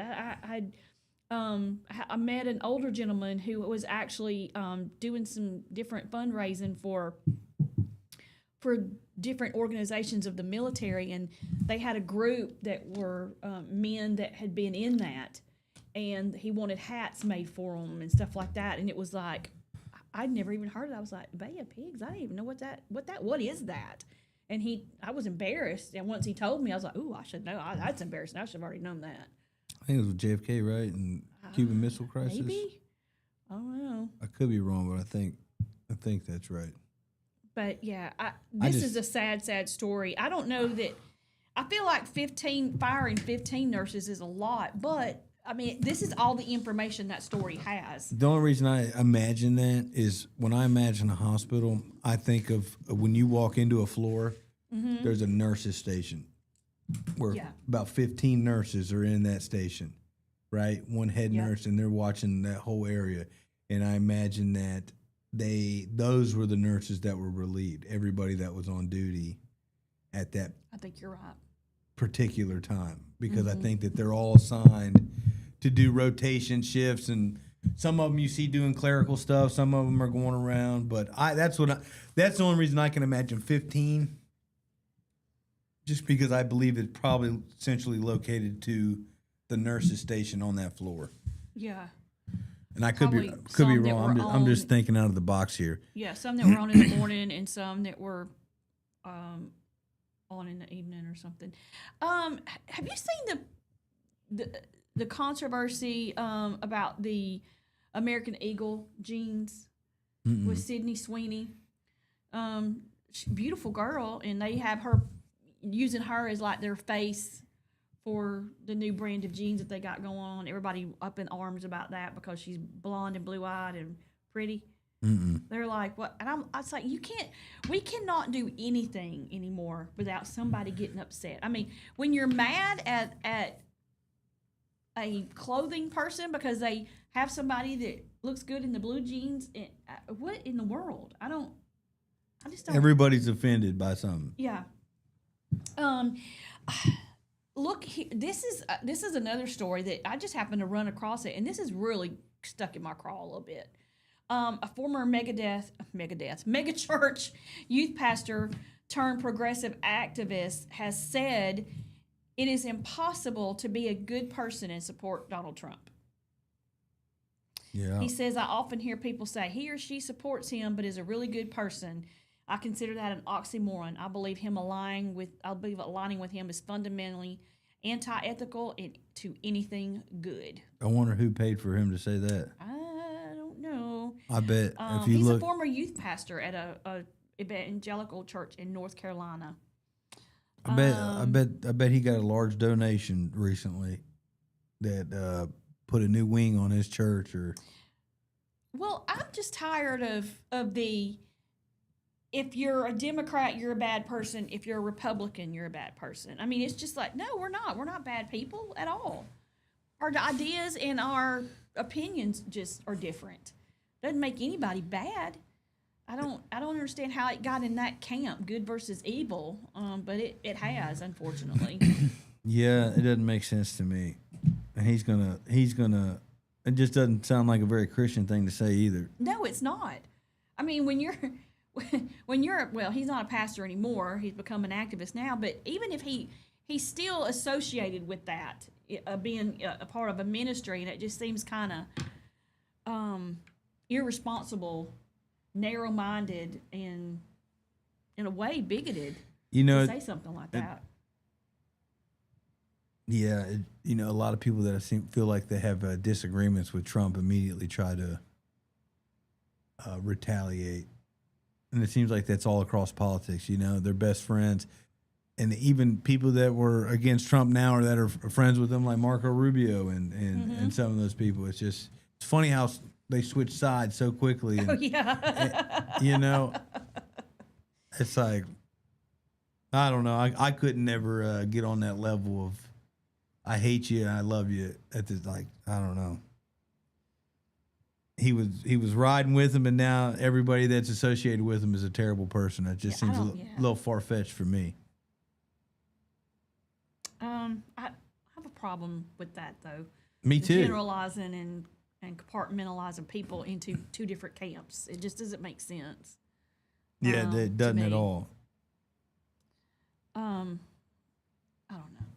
It just but I mean, if you think about it, saying that over half the country is he just isolated half the country.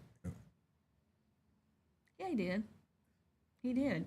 When you say things like that, and if you piggyback off of that, you're really, you know what I'm saying? Because you got somebody who says something like that, and you get somebody else who goes, yeah, and then he takes it to a whole nother level. And that just seems what social media does. That's what you see happening every day on social media. I sometimes, I have to use social media for my job because I have to look up news and see things. And sometimes they'll post it on newsworthy Facebook pages and things like that. And that's another way to get information out as far as, what we're doing as a station and things that we can let you know about, different events and things like that. But there are days where I absolutely dread getting on it. And I'm thinking to myself the whole time, who's going to make me mad today by something ignorant that they've said? And it's aggravating. You started off being a little bit fun, and then you got these keyboard warriors who just felt like they could say anything about whatever with zero accountability, and it just I don't know how drives you have me that nuts. much time.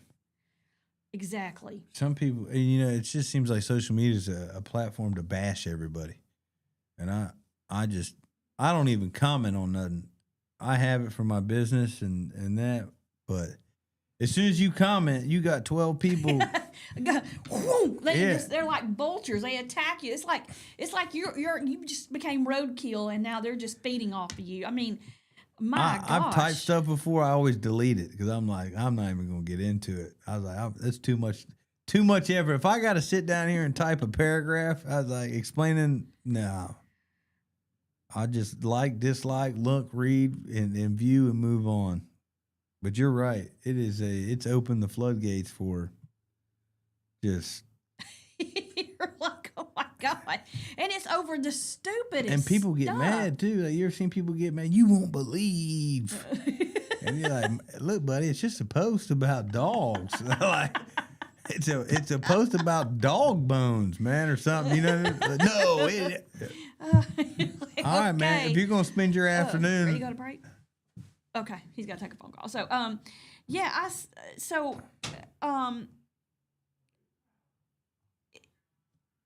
I saw something on Facebook, and it was like, so my son had his friends over all the time. My daughter had friends over all the time. My oldest daughter did too. But, when they had friends that came over years of growing up together, as a mom, you take over that motherly role for these kids. And my son has two young boys that are especially they've been friends since kindergarten basically, and grew up together, graduated together, and are still friends today. Now they all three work together at the same place, so that's a brohood like I've never seen before. Tight little niche right there. Well, whenever they moved two of them moved to Miami, and when they came home, the first thing they did was want to come by and see me. Mm-hmm. And I hugged them, and I fussed over them like, they were my kids too. Well, I saw a video where a mom, her daughter's boyfriend who had been deployed came back from active duty, and when she saw him, she ran through the yard and went and hugged him. And people were making all kind of crude comments about her being excited to see him. And I made a comment. I was like, some of y'all are just disgusting. I mean, that is not necessarily, because they were you can imagine some of the stuff they were saying. Oh yeah. And I was like, that's not that at all. And I said, you know, my son has friends that he's been friends with, and when they come to visit, I'm excited to see them like they're my kids. And somebody said, well, did you blank one of them? Did you take their virginity? I was like, you've got to be kidding. What in the world? Why would you say something I'm so telling disgusting? you, people got a hateful tendency to them now. I was like, what? That is just so. I got friends the same thing. Like my best friend, I've known him since I was like born, and his mom and dad have been like mom and dads to me. When my dad died, I called his dad regularly, and you know, unfortunately, his dad passed away. But I mean, I called his dad regularly just to ask him advice as like another son, and he always treated me like a son. I mean, he was the same kind of. If I did something at his house, he'd whoop my butt with his kids, and that was it. You know. Now this is the truth. This is the honest truth. One of the boys, our families were close, and we took vacations together and stuff like that. And if one of them, if they were acting up and they were together, they both got in trouble. Yeah. It didn't matter if they were at my house or his house; they were going to get in trouble. And the other mom, she would get a wooden spoon after them. I mean, she would let my son got his butt tore up with a wooden spoon more times than he can probably count by her, not just by me. And she was like, well, I had to. And I was like, okay, well, I guess, you know, if he's at your house and he's not doing things the way you tell him to do them, he's got to be respectful of your rules. And if he's not and you got to correct him, correct him. I mean, she didn't abuse him in any way, but she got after him with a wooden spoon. There's nothing wrong with getting after it with a wooden spoon. My mom did it. Hairbrush, flip-flops, fly swatters, books. I mean, it didn't matter. Whatever was the only thing she didn't hit me with was a hammer. She got me with a ping pong paddle one time. I mean, it was like a ruler, one of them big old rulers. I mean, look, I had to behave. My granny, she got after me with switches, tore my legs up. Look. It's just crazy that people always immediately want to go to some terrible thought on something. They just take the light out of everything and try to make it dark, and the world doesn't have to be that way. And social media, you ain't lying. It's been I just saw something else too. This is the first time I've seen this. President Trump has also announced that he's going to look at reclassifying marijuana, and will make a determination over the next couple of weeks. He said in a conference yesterday. He told attendees at a golf club that he would consider reclassing marijuana as a less dangerous drug. And if marijuana is reclassified, it would move from a scheduled 1 narcotic, I think, grouped with drugs such as LSD and ecstasy, to a Schedule 3 alongside drugs like ketamine. Ketamine. That's that tranquilizer. Ketamine? What is that? It's an animal tranquilizer that people use. Is that the one they were wanting to use, like if you got COVID and they said take that? No. That was ivermectin, I think. Oh, that's the one I'm talking about. Yeah. Is the ketamine, is that the one that the dude from Friends died from? I know it's a horse tranquilizer that seems to be like a popular rave drug nowadays, and kids will use it, and they call it a K-hole or something, and I don't know. You can only imagine what a tranquilizer would do to you, but they like taking them out to where they try to. It's hard to understand. I don't understand. If they do that federally, does that mean so the states have to adopt that too? Well, and then if they catch somebody with it, it's more like a misdemeanor, and you just get like a ticket for it rather than sending everybody to jail for that. Because I'm going to tell you, our jails are overcrowded with some of this nonsense stuff. Right now, it's federally illegal, right? Yeah. So all the states that are legalized, they could shut down at any time, and they could charge those people if they wanted federally. Yeah. But if they declassify it as that high of a drug, then the states can't charge people above that. Oh, okay. You get what I'm saying? Yeah. So it's like if they federally say like, hey, this is a misdemeanor crime, then or or whatever, then the states have to adhere to what that ruling is going to be on. So it could change a lot of things. So a lot of places where, like Alabama, just had that they had that marijuana and stuff that got taken out of here because of the state law. And there's lawsuits on that too because they say it falls under the hemp bill. But if the federal government changes it, we'd have to wait and see what the federal government decides to do with it and where they're going to classify it at. Yeah, he says that. But I think Alabama's like zero tolerance, so you're going to go to jail regardless of how much you have. Yeah, And- he says that it's time to end, filling up the jails with personal amounts of marijuana on their person. He said he's not a fan of marijuana, despite his public support of it. But he's currently 40 states have legalized the use of medical marijuana. Washington, D.C., and 24 states, almost half the country. I guess I feel this. If you're going to legalize alcohol and it's okay to drink, I definitely think that there's probably a lot less crimes associated with marijuana use versus alcohol use. now should you be using it and driving? No, just like you're not supposed to drink and drive. Well, But like at the same time,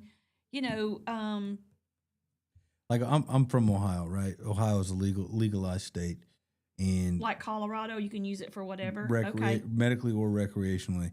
But the thing is, most of the states that legalize marijuana, it falls under the Alcohol Administration, right? That's who Right. That's who oversees the rules and regulations. And what people forget is just because it's legal doesn't mean that you can do it anywhere. You can't drink in public. You can't drink and drive. You can't drink and have an open container. You can't, public intox, all that stuff's still going to apply to marijuana, Yeah. even when it's legalized. So if you're out here dilly-dallying around smoking at the park, you're going to get picked up for public intox. If you go to the store, you buy a 12-pack and you pull one out and now there's one missing, it's an open container. Just like if you go to the dispensary, buy your package, bust it open, at that point it's an open container. They're going to charge you with those stuff. And just because it's legalized, I'm telling you, people don't realize it, but there's going to be more citations, tickets, etc. come from it because right now possession's 9/10 of the law. Are you possessing it? That's what they can get you in trouble with. Once you legalize it, right? Yeah. Now we've opened the doors to you've possessing it illegally. Did you buy it on the street? Did you buy it from the store? Do you have the receipt? Is the container open? Whereas before, it didn't matter. Possession was the law. Yeah. And Ohio also has a law that says it is illegal to combust it, What does that mean? set fire to it. It's only legal to vaporize. So there's always like, you know what I mean? Just because it says it's legal, right? You can purchase the product. Why would you set fire to it? I mean, people smoke it. Oh, set fire. Oh, okay. Lord have mercy. But I'm thinking it says in the law, right? So people thinking people are like it's legal. burning the plants. I was like, what in the world? People will they'll buy it Mhm. and they'll smoke it and it's technically still breaking the law. Yeah. And you've got the these, I guess, the synthetic stuff or whatever that's in the gummies and stuff like that too. That's a whole nother ball of wax. That now a lot of the vape shops, they can't sell the ones that have the nicotine in it, and they can't sell them that have the THC. The vape shops can sell the vapes, but they have to be USAID approved, and they just changed added to the bylaw that I think it was either HB 8 or HB 45. It was HB 8 and HB 45. One was for the marijuana that they were selling, and the other one was for the vapes that they were selling. Mm-hmm. And a lot of people don't know this. In Alabama, if they got these little pins that had THC in it, that's a controlled substance. That's a controlled substance because it's a concentrated form of the plant. The plant, yep. Just like cocaine, just like heroin, it all starts from a plant. They've concentrated it down to, like having the cocoa leaves would be like having the marijuana flower versus the pen to cocaine. Yeah. That's why people don't get these. They buy these from the store. They immediately light it, right? And it was legal at the time to purchase it. Mm-hmm. But once this was the big thing with Alabama, why they got rid of all that, is because they found basically a loophole that said it doesn't test positive until it's combusted. Ah. It wasn't over the legal limit. So Okay. under the hemp law, you can sell hemp if it's under 0.03% THC. So they found a way to sell it where it was under 0.03%, but once you combusted it, It became something different. Oh, wow. See, I didn't know that. and that's all of it. All of it is like it's like it doesn't activate the illegal chemicals like THC9, and it's not activated until you actually burn the product. I didn't know that. Yeah. How about that? All right, the time is 8:46. We're going to take another break before we wind down for this Tuesday. And we'll come back. We'll remind you again about some community things that are going on. And didn't you say you had something you were planning you wanted to talk about? Not at this exact moment. Okay, you want to wait. I see. Okay. You want to hold us in suspense. That's fine. A little That's bit. fine. I got to get all. There is the Beaten Addiction rally. Okay, we'll talk about that when we come the back. monster truck that we're going to be smashing over here by Goose Pond.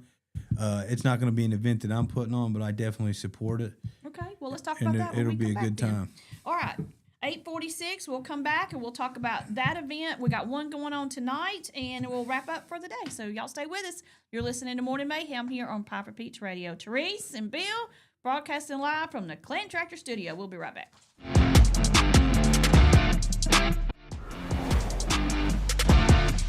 Underage drinking is deemed by many adults to be a rite of passage. Parents who host parties for youth may think they are being protective, but they are actually putting their youth at risk of physical and social consequences. Know the truth. Underage drinking and social hosting is a bad mix. For more information, contact Central Alabama Wellness, 205-651-0077, or visit centralalabamawellness.org.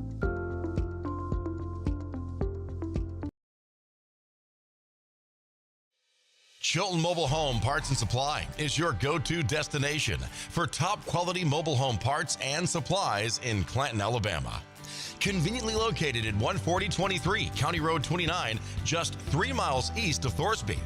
We offer a diverse inventory, including underpinning, doors, windows, faucets, tubs, setup supplies, and more. Our commitment to quality ensures you'll find the best solutions for your mobile home needs.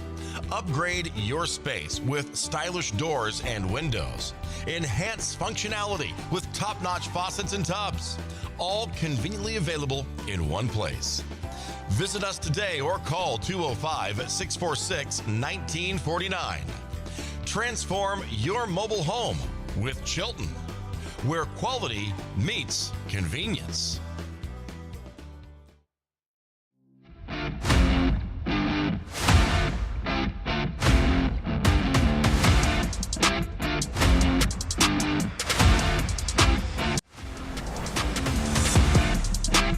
All right, we are back. The time is 8:48. You're listening to Morning Mayhem here on Piper Peach Radio. Drop that music. If you're watching, Meemaw's having a hot flash. About to die. Right now. God. Oh, Lord. Baden, get some ice. Jeez. Oh, this has been happening a whole lot lately. I was watching a show. It's a new show called Leanne. Mm-hmm. It's got the comedian Leanne Morgan. Have you seen her comedy? Mm-mm. She is a hoot. She's very Southern, and now she has this sitcom, and they released it on July 31st. 16 episodes. Already watched all 16. It is binging hard. Binging. But it was only maybe, after you do the little You know what? commercials, it's like We 20. found it. 16 episode serial right here. where the munchos went to, by the way. Yeah. Thank you, Baden. Whew. I feel it. God, my Lord, I was sweating. Yeah, that's one thing about ladies getting older. One thing you will hit at some point is going to be called menopause, and it is zero fun. Absolutely zero fun. Man, my mom going through that, and I be at the house. I say it's 46 degrees in here. She's like, I'm hot. You're not hot. And I'm like, no, I'm not hot. I'm freezing. Well, what happens is, especially at night, I'll have them really bad at night, and I'm usually freezing to death. I got covers and everything. I'm cuddling up to hubby, and then all of a sudden, I'll push him off of me, and I'll go, oh my God, and then the covers fly off, and I'm like, you're going to have to turn the air down. I'm hot. And he's like, heck yeah, because he likes it to be about 64 in the house. And I cannot do that.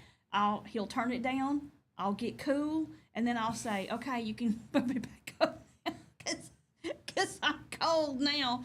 But it takes a couple of minutes for those things to wear off. But they're awful. They're absolutely awful.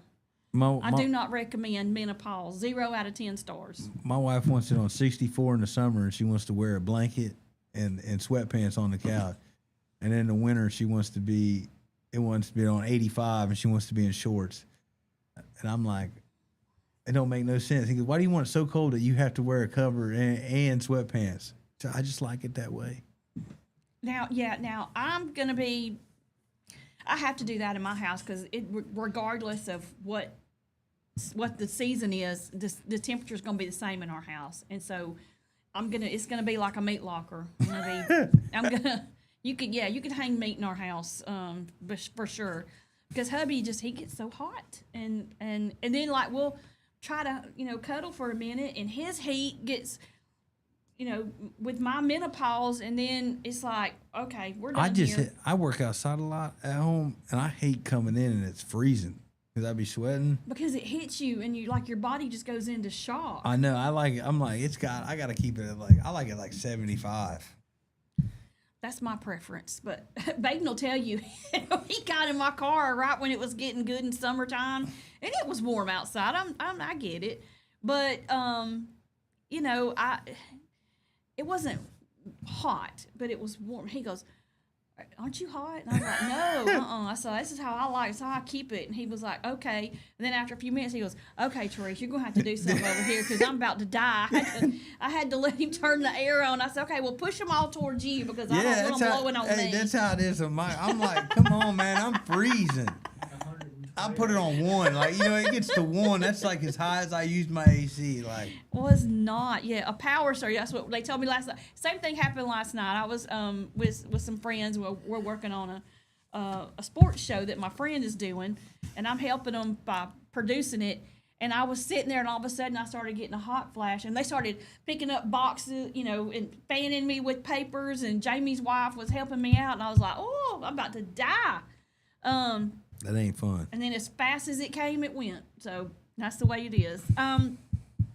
So you said there's a big thing with a monster truck. Let's talk about that. Let me pull that up. They're crushing addiction, and I think they had some people donate. Let me pull up the flyer. I don't want to tell you wrong. Crushing Addiction Rally. Okay. Is that going to be here in the same park that you were at? No. No, okay. It's going to be, let me try to find.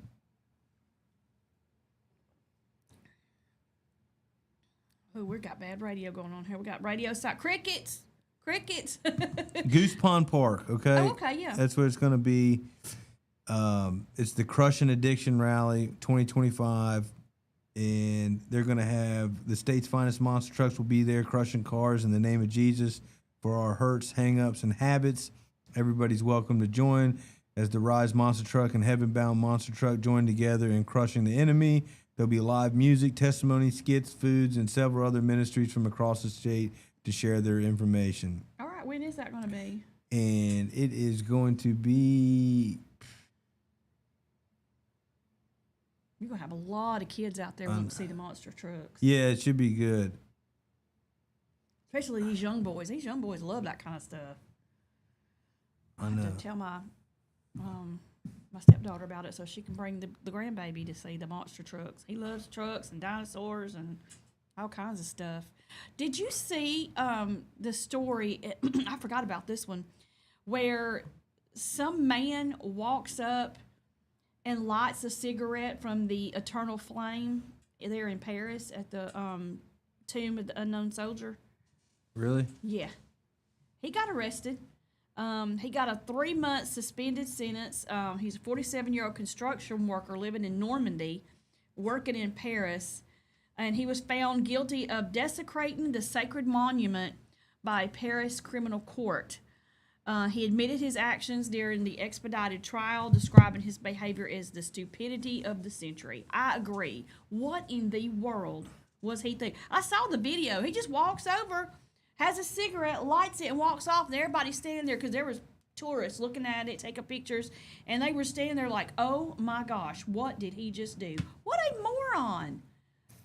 Why would anybody think that is okay to do that? I mean, where was his brain cells that day? I don't know. But back to that addiction rally, it's going to be November 8th, 2025 from 12 to 4 p.m. at Goose Pond Park, which is 906 7th Street North, Clanton, Alabama, 35045.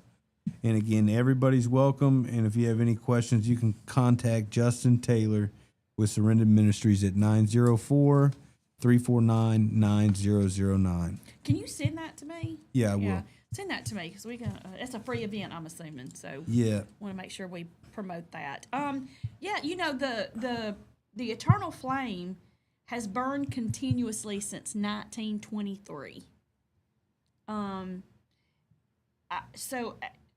to know what that stands for, and to have somebody just come up and do something like that is crazy. And Veterans Minister Patricia Morales says France will never tolerate tarnishing the memory of those who died for her. This is not a simple deviation; it is desecration. And I agree.